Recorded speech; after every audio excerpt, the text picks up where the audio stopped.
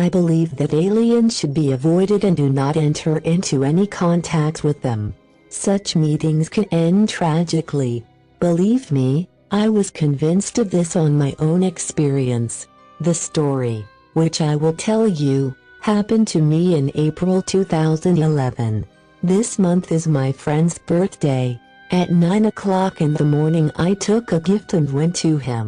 We meet with a friend infrequently, so we have plenty of communication, and my friend is very talkative. He usually talks more, but I listen, occasionally inserting comments.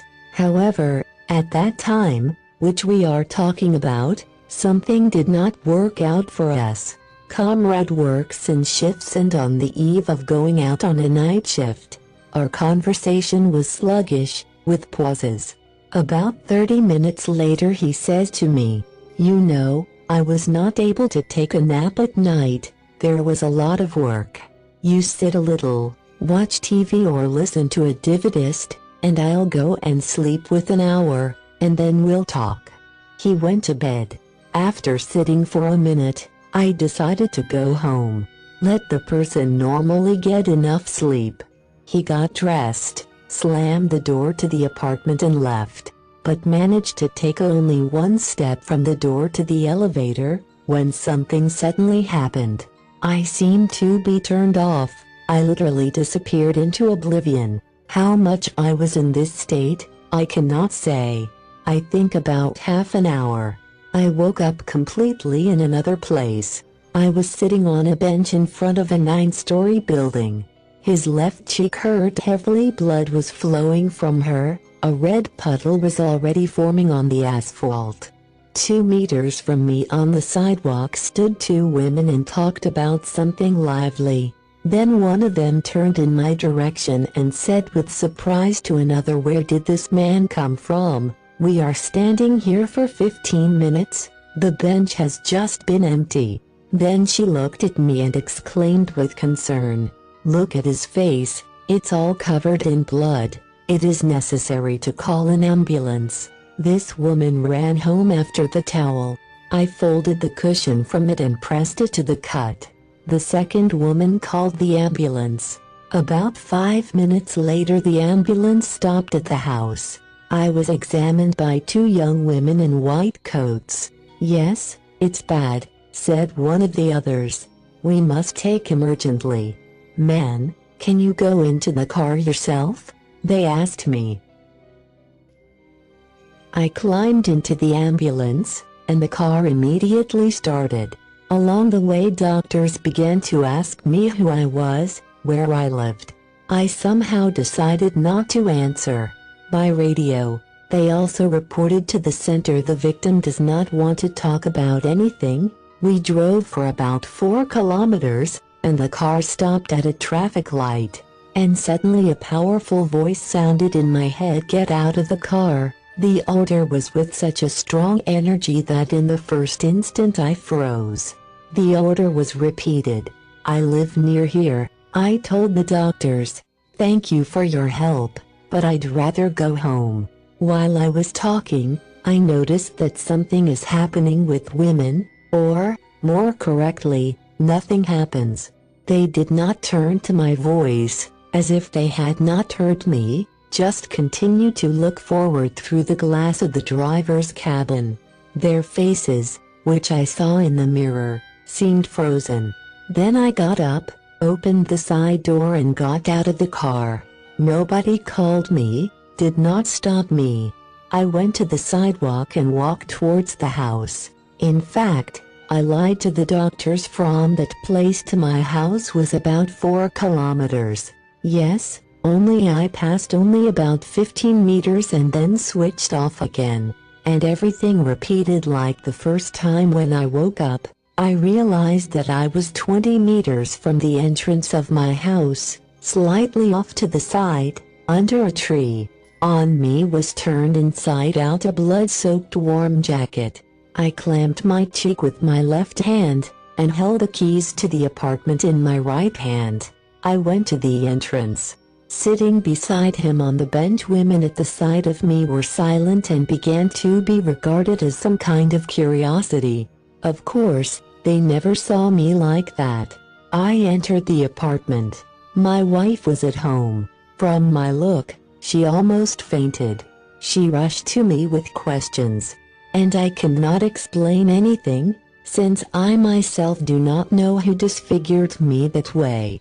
Undressed, went to the mirror hanging in the corridor. I looked terrible, a shirt and a face in blood. My cheek was swollen, my face warped. He took hydrogen peroxide and cotton wool, began to wipe the blood. At the request of my wife, my son immediately arrived. He also wondered why I did not know who had worked with my face. After all, I was absolutely sober. This never happened to me. That day I decided not to contact the doctors for help. Only after lunch the next day did I realize that if I let things slide, after healing, there will be a scar on my cheek. Then I called my son and asked him to take me to the ambulance.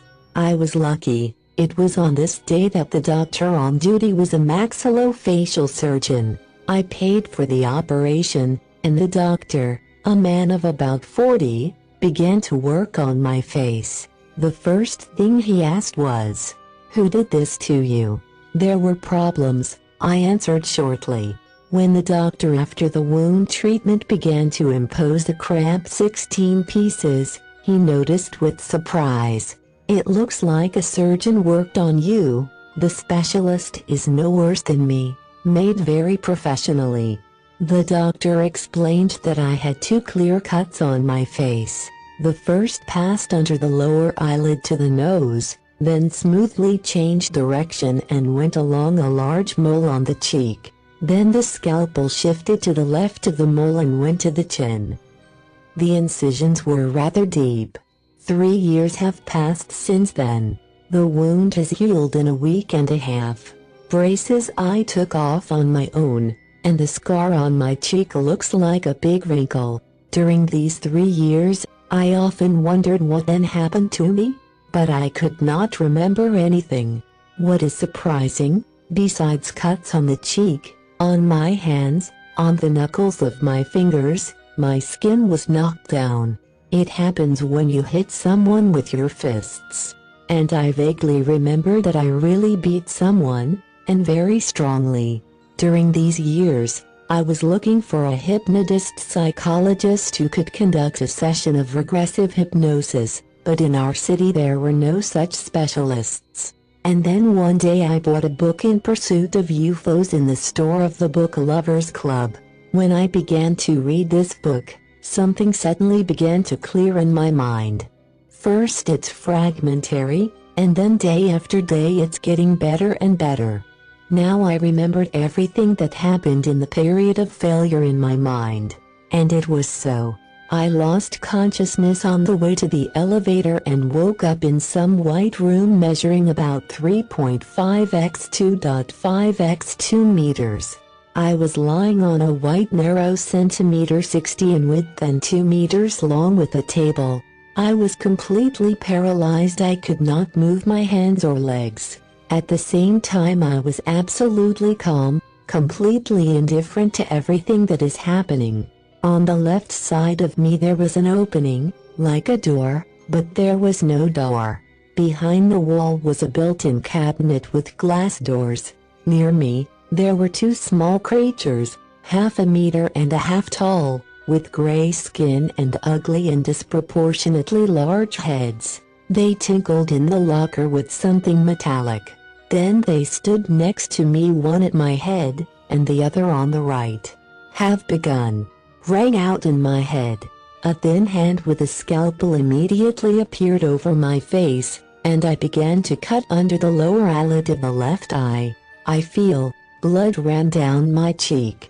The pain was wild, because they cut without any anesthesia. Apparently, my paralysis disappeared from severe pain. I felt that I could move. I tried to raise my hands, they were tied to the table. My legs were free.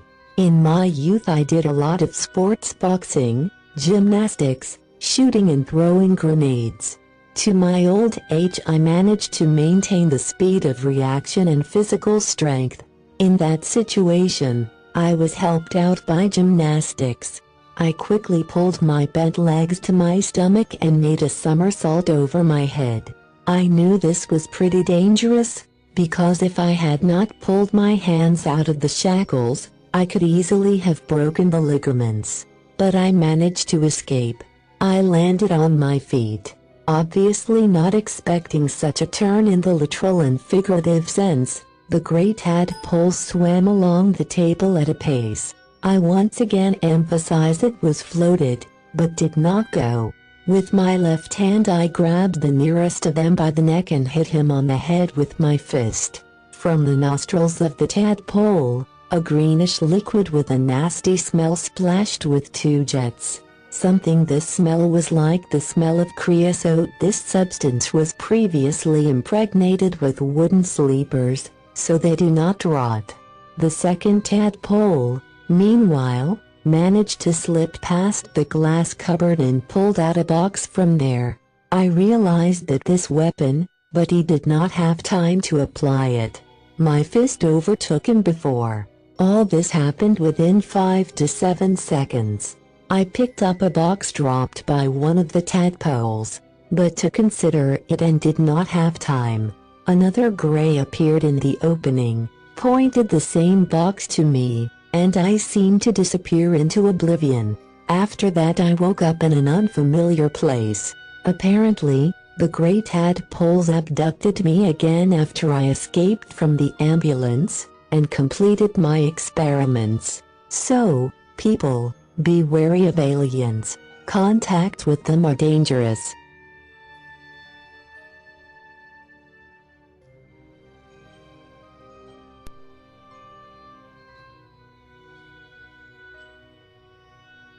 Thanks for watching and don't forget to subscribe for more videos.